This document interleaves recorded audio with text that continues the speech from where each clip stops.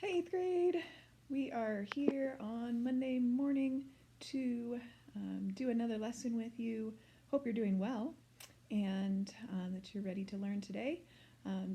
For today's lesson, we're going to be talking about the arrest and trial of Jesus and looking at the next step right before he was crucified.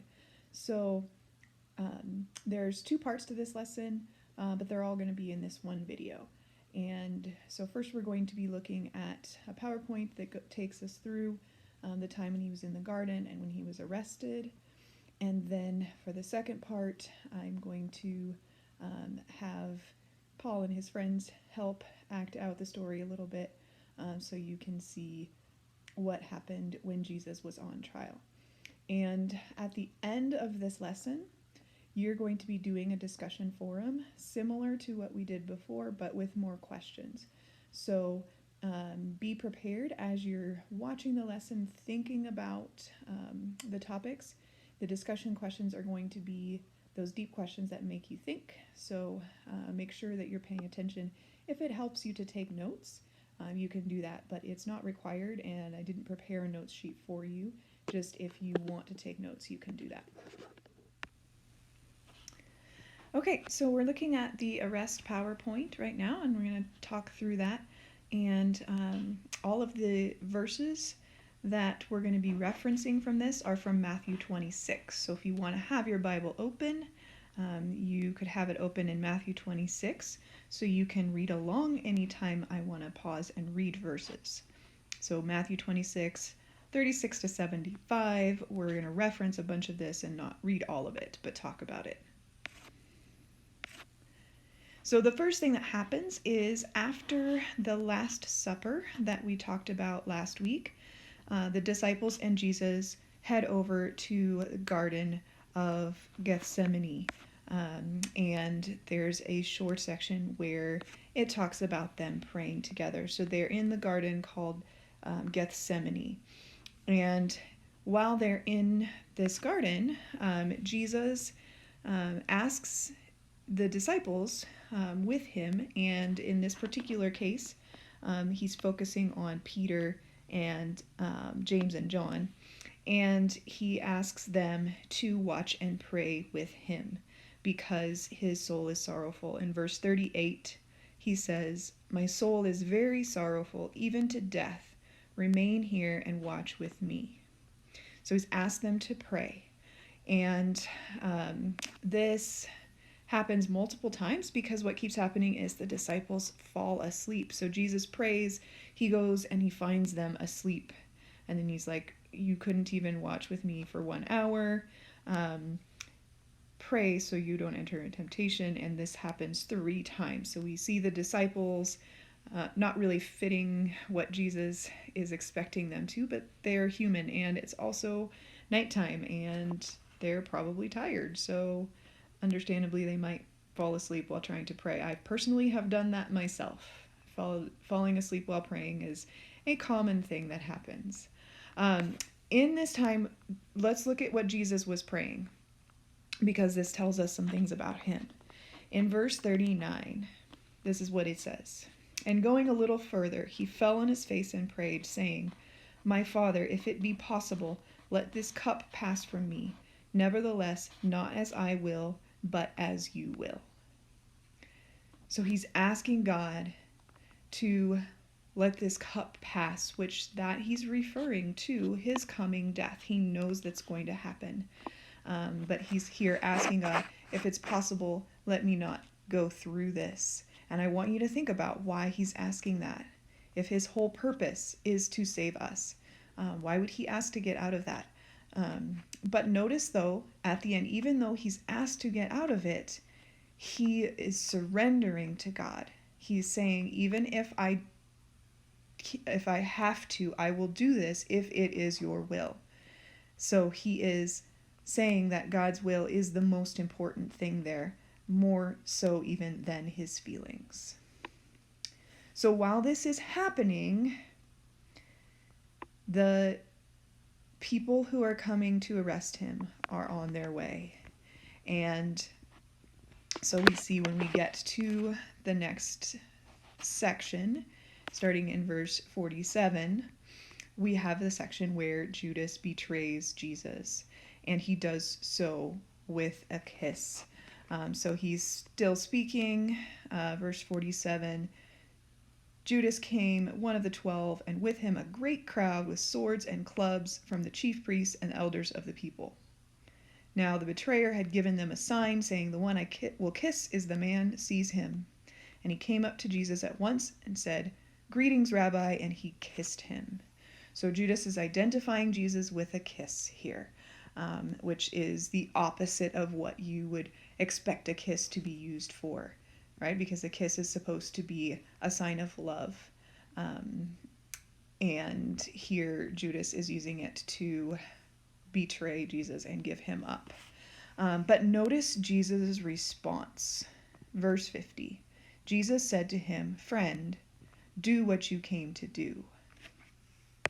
So even at the moment when Judas is betraying him with a kiss, Jesus still calls him friend. Jesus never loses his love for Judas, even when he is doing the worst possible thing to him. And that is something that only Jesus could do because of his unconditional love that he has for people. So keep that in mind as we go forward and as you think about Judas and what he did. So the people then come up to arrest Jesus with their swords and their clubs. Verse 51 to 56. So as it's happening, of course, the disciples that are with Jesus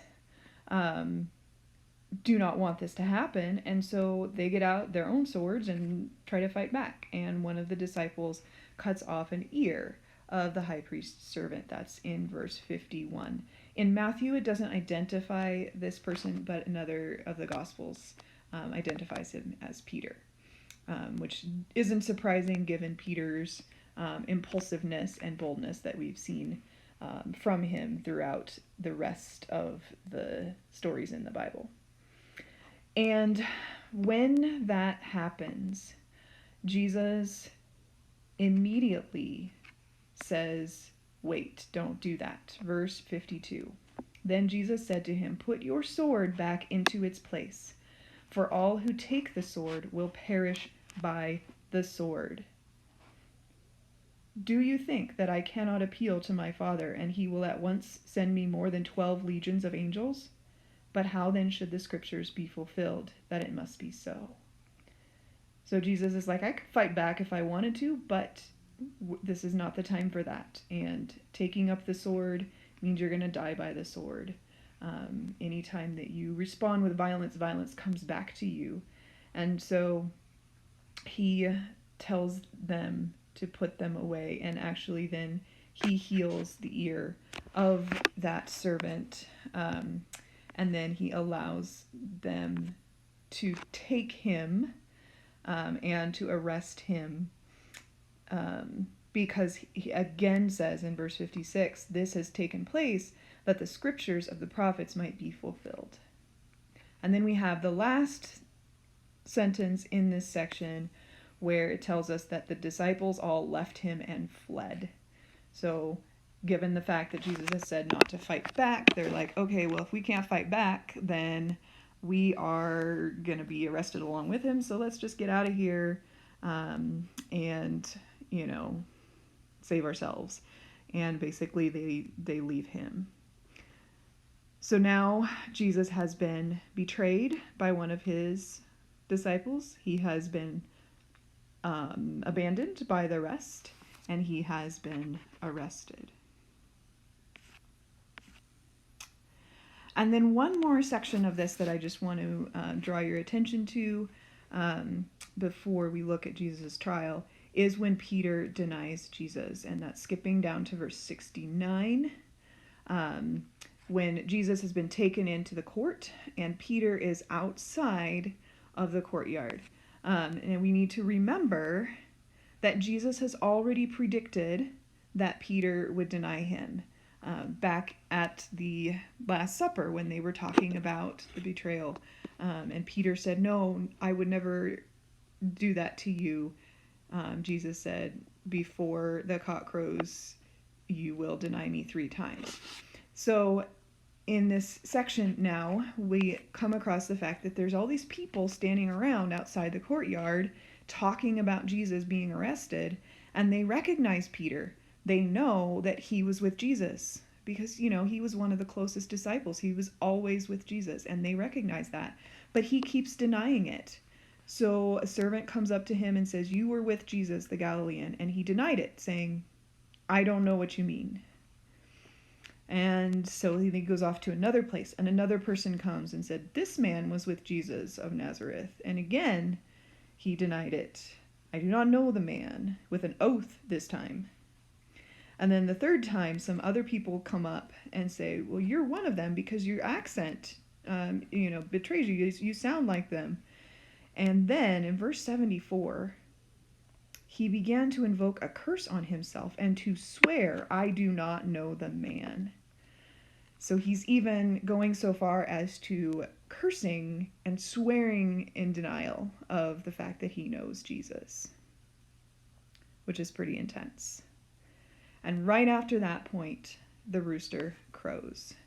And Peter hears it, and he remembers Jesus saying that he would deny him before the rooster crowed. And so he goes out and he starts weeping because he recognizes what he has done and the guilt. So there's the rooster crowing. So that is how the process of how Jesus was arrested. And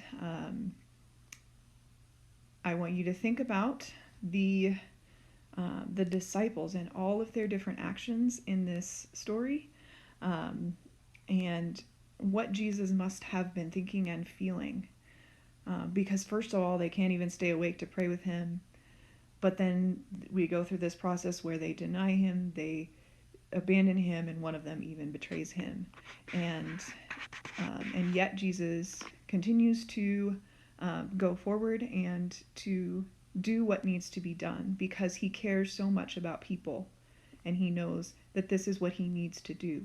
And so he's going to go through the suffering of all of that in order to save us because he loves us so much.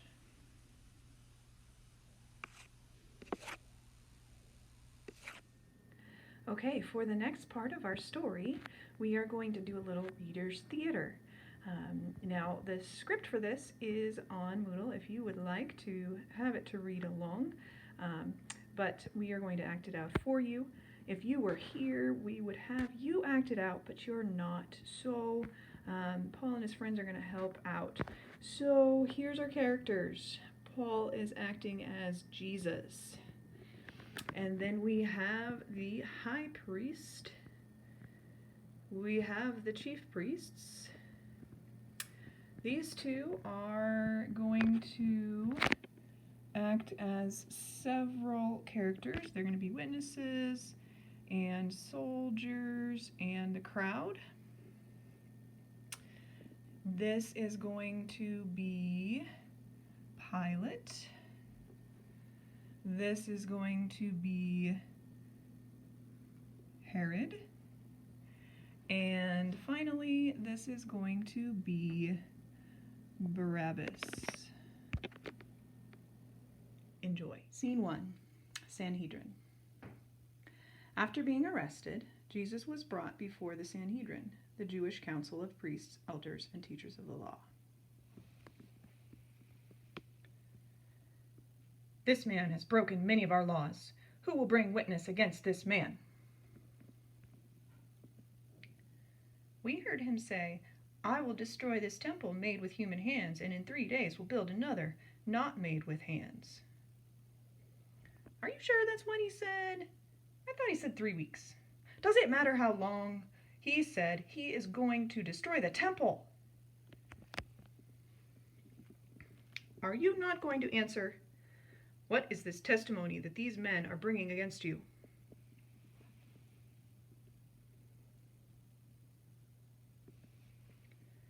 "Are you the Messiah, the Son of the Blessed One?"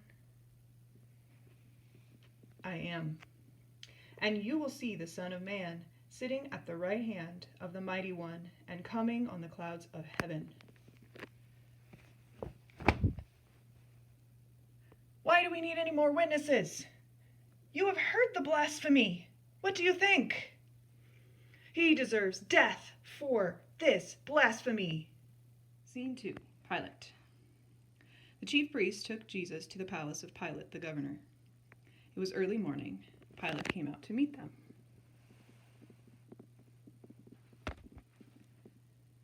"What charges are you bringing against this man?" "If he were not a criminal, we would not have handed him over to you." "Take him yourselves and judge him by your own law." "But we have no right to execute anyone." Pilate took Jesus back into the palace to question him.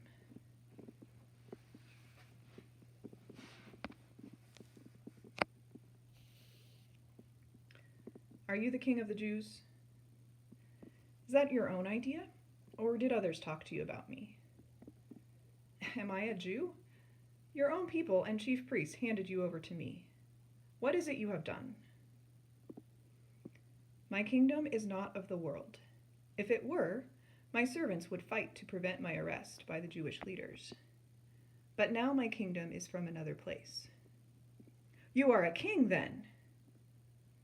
"You say that I am a king. In fact, the reason I was born and came into the world is to testify to the truth. Everyone on the side of truth listens to me." "What is truth?" Pilate went back out to the chief priests. "I find no basis for a charge against this man. He stirs up the people all over Judea by his teaching. He started in Galilee and has come all the way here." "Is he a Galilean then?" "Yes." Hearing this, Pilate sent Jesus to Herod, who was the governor of Galilee, since Jesus came from his region. Scene 3. Herod. The chief priests brought Jesus to Herod. Herod was pleased to see him and questioned him. "What are they accusing you of?"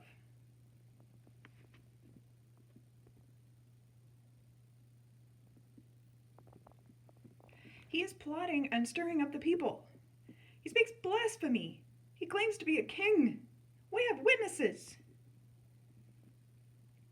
"Aren't you going to answer for these charges? What do you have to say for yourself?"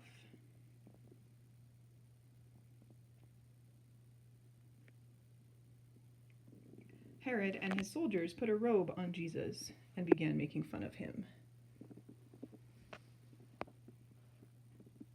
"Look at the great king! Should we all bow down to his majesty? He doesn't look like much of a king to me." Herod sent Jesus back to Pilate, dressed in the elegant robe. Scene 4. Pilate again. Pilate called together all the chief priests and the people to announce his judgment. "You brought me this man as one who was inciting the people to rebellion. I have examined him in your presence and have found no basis for your charges against him. Neither has Herod, for he sent him back to us. As you can see, he has done nothing to deserve death. Therefore, I will punish him and then release him." "No!" "Very well. According to the custom, I release one prisoner during Passover. Which one do you want me to release to you, Barabbas or Jesus, who is called the Messiah?" "Barabbas! Yeah, Barabbas!" "What should I do then with Jesus, who is called the Messiah?" "Crucify him!" "Why? What crime has he committed?" "Crucify him! Crucify him!" Pilate saw that there would be a riot if he did not give in, so he washed his hands in front of them,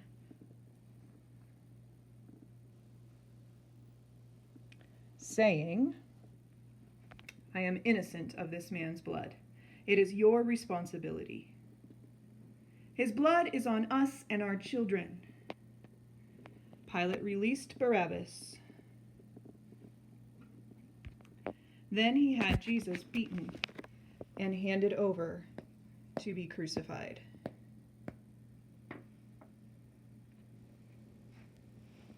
The end.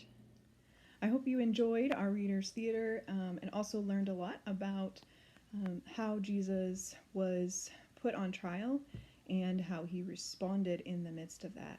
And just so you know, I wrote that script myself, but it is based on the verses in the Bible from all of the different gospel accounts of the trials that Jesus went through. Of course, I changed some of the words, but mainly those for the narration and like some of the witnesses and things like that. But the words of Jesus and Pilate and Herod are basically direct from Scripture. And so as you do the next part of this lesson, you're going to just think through some of the things that we learned. And I want you to go on to Moodle and find the discussion called Arrest and Trial Discussion. And when you open that, you should see 5 questions numbered 1 through 5, and you need to reply to every one of them. So since we've done that before, you should know how to reply, but make sure you reply to each one. You will get points for each one that you reply to. So do that and have a great day, and I'll see you next time.